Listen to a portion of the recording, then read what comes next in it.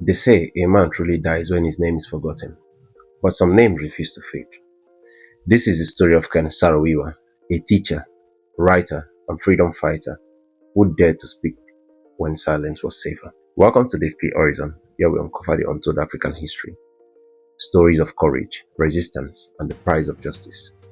A man who stood against giants, a man who sacrificed everything, not for power, but for truth. In the lush wetlands of southern Nigeria lies the Niger Delta, a land rich in oil but poor in peace, a place where rivers shimmer with crude, not sunlight.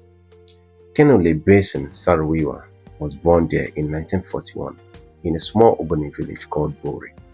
He was brilliant, sharp-minded, outspoken, and passionate.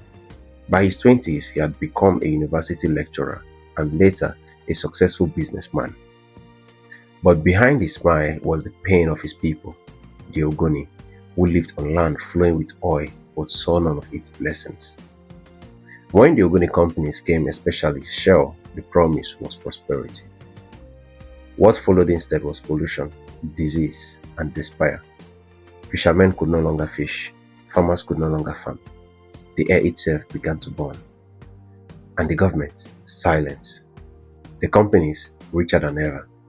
That's when Ken decided, someone must speak. Ken Saro-Wiwa was not a soldier.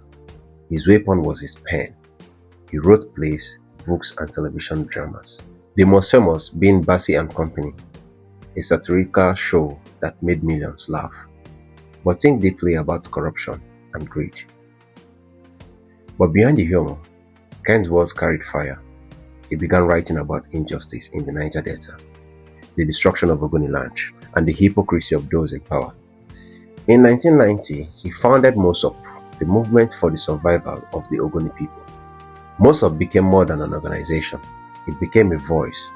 Ken traveled from village to village, rallying his people with peaceful protests.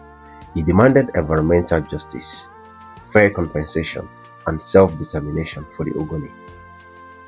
By 1993, the movement had grown powerful, so powerful that oil companies had to halt operations in Ogoni land. But that victory came with a price.